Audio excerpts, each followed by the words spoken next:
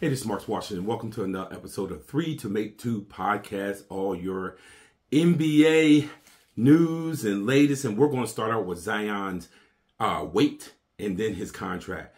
Zion's weight and his energy level and his low energy level and the idea that he kind of picks and chooses when the game means that much to him is why he gets the criticism he gets. He just doesn't bring it every night. And then the idea of, well, I'm only going to take the criticism if I feel like it's coming from a good place. And brother, you're not. Those are your peers. I can understand that you're not going to listen to everybody because everybody doesn't know what they're looking at. And trust me, more of the people who think they know what they're looking at don't know what they're looking at. But I will say this, when it's coming from your peers and it's coming from former NBA greats, and that doesn't mean that people have to lose sleep over what Shaq or Barkley or other NBA greats say. But when they're saying, yo, bro, you came in with all the hype. You got everything that came with all the hype, all the good that comes with all the hype. Well, brother, that's the other side of that hype. And you're not living up to it. And then you get mad at everyone else that you're not living up to it, which leads to our second thing, which is his contract. According to The Athletic, the final 3 years of the deal are no longer guaranteed after Williamson was only able to play 29 games last season. By missing more than 22 games last season, Williamson triggered a clause that turned the salary he is owed for the seasons of 25-26, 26-27, 27-28 from guaranteed to non-guaranteed. That means the Pelicans have the contractual power to waive Williamson after 24-25 with no financial ramifications. Even though this is, and granted, you don't expect for that to happen, the idea is now the Pelicans have every bit of leverage in the world. They have the leverage that Daryl Morey was trying to act like he had over Ben Simmons and James Harden, which they didn't have. The Pelicans have that leverage in contractual form. So they actually do have that leverage. For all of our content on the web, go to mtcwithmook.com, mtcwithmook.com.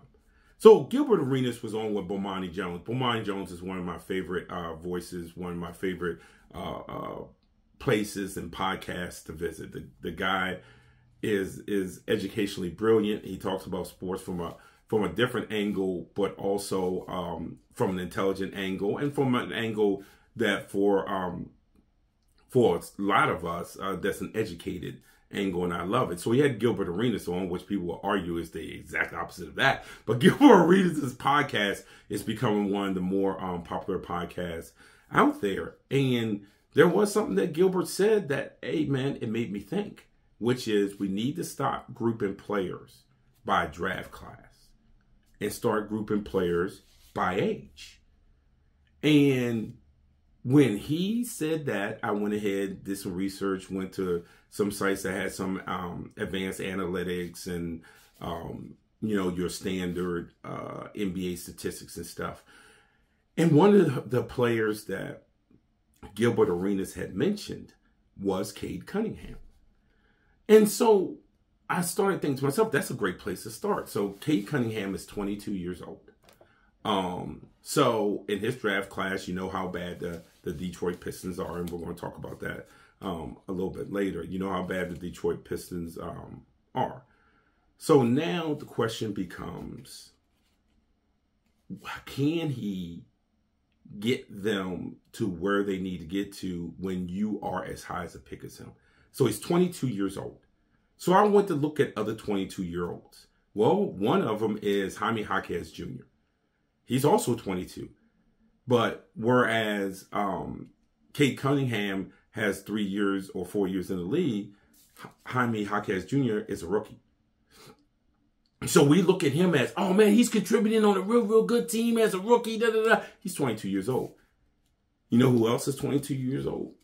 Is Anthony Edwards, who was also in a different draft class than Cunningham. He was the year before the Cunningham. He's leading the team into the playoffs and is becoming a bona fide star in the league. All three of those guys are 22 years old.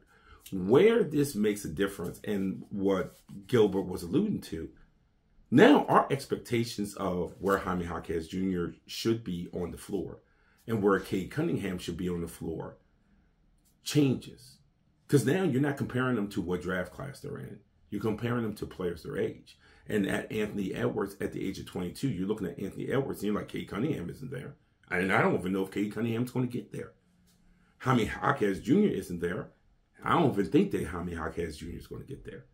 So now all of a sudden, how you look at these players becomes completely different. And I think that's what Arenas was pointing out. And this is what he said. Maybe that's the way we should start evaluating these players. And maybe not as many mistakes would be made. Check us out on social media at MTC with Mook. That's on IG. That's on Threads. That's on X. On all the social media platforms. That's where you'll find me.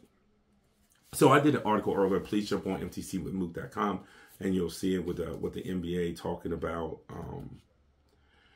next year's draft class in relation to, and this is going to be the chopped down version of what's in the article, in relation to the Portland Trail Blazers, the Washington Wizards, the San Antonio Spurs, and the Detroit Pistons. And when you look at next year's draft, so all those teams have less than 10 wins. And, you know, people talk about, you know, tanking and getting a high lottery pick. Well, it does not help this year. What you're looking at in next year's draft are guys like Modest Bazales, Alexander Sarr, Ron Holland, Isaiah Collier. And those guys aren't bad players. All those guys could end up being very good NBA players, but they're not franchise-defining players. And you're hoping that if you're going through all of this rigmarole with being bad, that there's this huge payoff, that there is a franchise-defining player available in that year, which we're probably not going to see until Cooper Flagg. And even in that year, how that's being projected, that's pretty much going to be a one-person draft. Then the year after, where there will be the Boozer twins and that sort of draft, we're really, really projecting out. And that might be a multi-player draft. But for right now, next year's draft or this upcoming draft is not anything to shake a stick at. And the following draft, if you don't get the #1 pick, if it's not going to be Cooper Flagg, then what are we doing this for? Which means when you look at those teams and how they're constructed, are they really, with everything that's happening to them now, is there going to be a payoff? And when you look at the Wizards have tradable assets, but none of those tradable assets are going to be are going to bring back something that's in a way of unprotected. You could see them trading Trey Jones for, you know, an unprotected pick 1 through 10 because he's on an expiring. Kuzma, same thing. Maybe you trade him and it's a protected pick 1 through 14, 1 through 10 that converts into 2 2s after 3 years. And the same thing with Jordan Poole. So with the Wizards, they would have to be bad. To get to the Cooper Flagg draft, you have to be bad. You're going to be bad this year. And then you would have to be bad next year.